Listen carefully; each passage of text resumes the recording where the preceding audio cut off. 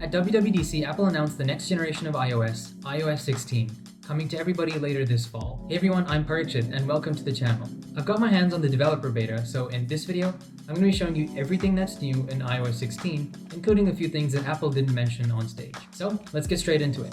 The overarching theme for iOS 16 is personalization, deeper intelligence features, and more seamless ways to communicate and share. Let's start with the biggest changes and work our way down. First up is the lock screen. The lock screen has been completely revamped. The subject in your wallpaper stands out with this beautiful multi-layered depth effect.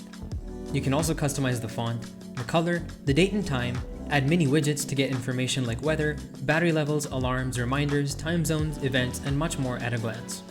You can switch between various lock screens you've created, just like changing the faces on an Apple Watch. There's also a whole bunch of newly added dynamic wallpapers for you to choose from.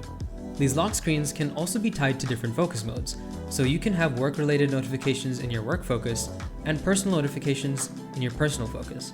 I've got one tied to my sleep focus, showing me sunrise time, my alarm, and my watch's battery level. Apps can now filter out content based on the focus mode, so like during work focus, you'll see only work-related emails. Notifications have been redone too. Instead of filling up your whole screen, they sit in a stack at the bottom of your screen, which can be expanded by pulling up from the bottom or hidden altogether. For notifications of live events like a sports match, instead of being bombarded with notifications, there will be a live activities notification widget that'll keep you updated. Even the Now Playing widget is relocated to the bottom for easier access. And for the iPhone 12 and the iPhone 13, FaceID finally now works in landscape. No more turning your phone around to get it to work. Photos can now be shared easily amongst family members. Once the shared photo library is set up, you can share photos instantly right from the camera app as you're shooting, or you can choose to share automatically when other shared library members are nearby. And finally, hidden and recently deleted albums are locked by default and can be unlocked with Face ID, Touch ID, or a passcode. And if you've made an edit to a photo and want to apply that edit to multiple ones, you can now copy and paste edits to a batch of photos. There's even a new duplicate detection option in Utilities, so you can clean up your photos library easily. Messages has some improvements too. Apple beat Twitter to the edit button. If you've mistyped something, you can go in and edit the message, and if you didn't mean to send something or you changed your mind, you can unsend it altogether. Keep in mind though, this works only for 15 minutes after the message has been sent. There's even a new recently deleted option, so you can recover deleted chats. If you're busy and can't respond to a message, you can mark it unread and come back to it later. There's also updates to Memoji, with new customization options and new sticker poses. SharePlay has also come to iMessage and Game Center. For media, if you and your friend prefer texting instead of a video call, you can share content in real time in messages. And if you want to play a multiplayer game, you and a friend can jump into a game together while on a FaceTime call. A feature I really wish we had was Handoff in FaceTime, which is finally here, so you can easily switch between devices during a FaceTime call. Siri can now hang up calls for you. All you have to say is, "Hey Siri, hang up." Bear in mind, people on the call will be able to hear you say this. There's also new collaboration features, so if you're working on a project, you can share documents and get updates on work right from your messages group. Mail has also been improved. Just like messages, Mail now has an unsend feature and has a much improved search function that gives results and suggestions before you start typing. There's also the option to schedule an email and receive notifications to follow up to a certain email. Safari has some new features too. Apple introduced passkeys, an easier, more secure way to sign into sites. So instead of remembering passwords, you can sign in using Face ID or Touch ID, and your device will create a unique digital key that will work only for that specific site. And tab groups can now be shared, so you and a group of friends can share tabs, bookmarks, and start a FaceTime discussion right from Safari. In the Music app, the media player in the Now Playing section has been redesigned, and that same design applies to the tile in Control Center, which now shows the output device in the top right. There's also a whole ton of new intelligence features. If you head over to the Photos app, you can easily lift a subject from an image. It works like magic. The edge detection is perfect and creates an extremely well done cutout of the subject. Live text now works with videos. You can pause on a frame with text and just copy. There's also a bunch of quick actions, so you can convert currencies, translate languages, and more, all without leaving the camera app. If you're on an iPhone 13, there's been some improvements to the camera. Cinematic mode has been improved and has better edge detection, especially around glasses and ears.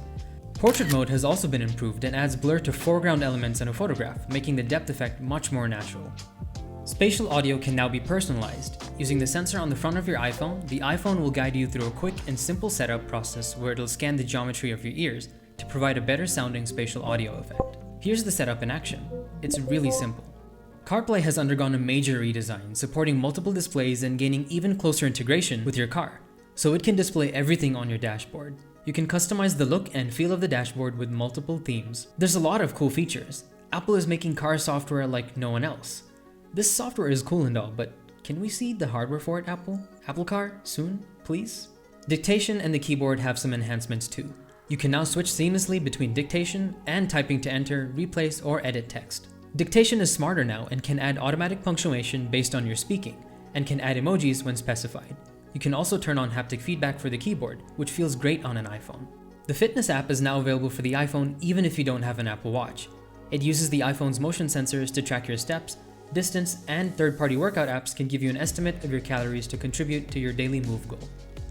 The Health app also has a new medications feature that allows you to track and understand the medications you take. You can add medications using the camera and log when you've taken your medications and which medicines might react with one another. Spotlight search on the iPhone has also been upgraded, so you can access it by swiping down or tapping the search icon and get expanded, rich results, and even more intelligent suggestions. Reminders has also been updated and groups items by time and date, making it easier to view. There's also a new completed list for you to see all your completed tasks in one place.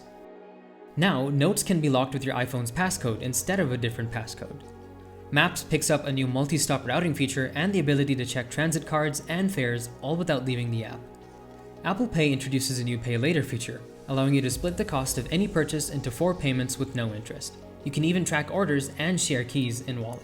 The Home app has also been redesigned too, so it's easier to navigate and control all your devices. And coming later in the year, Home will now support Matter, a universal home accessory connectivity standard, which means more smart home device support coming real soon. Family sharing has also been updated to allow for easier management of child accounts and easier setup of new devices for children. There's even a checklist that will help you get the most out of family sharing. Freeform is a new productivity app coming later in the year. It's like a digital shareable whiteboard where you can draw, share documents, and get work done and collaborate in real time. Now, let's talk about privacy and security. There's a new safety feature which helps people in domestic or intimate partner violence situations review and reset the access that they've granted to others. Safety Check resets system privacy permissions for apps and restricts messages and calls to the device on hand. There's also a bunch of new accessibility features. On devices with the LiDAR scanner, there's a new door detection feature which identifies the location of a door, number details, how far away it is, and also tells you what kind of door it is and how to open it. Live captions have gone system-wide, so you can turn audio into text in real time.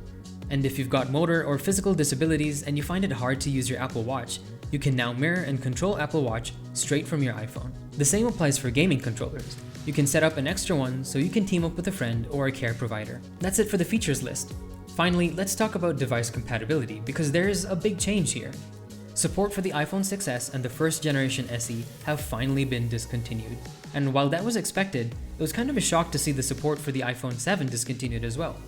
So if you've got an iPhone 8 and onwards, you're in luck. iOS 16 is expected to release later in the fall alongside the iPhone 14 when it launches in September. It's a long while till then, and there might be a few changes to the OS in the next few developer betas. Well, that's it for me in this video. I want to thank you so much for watching.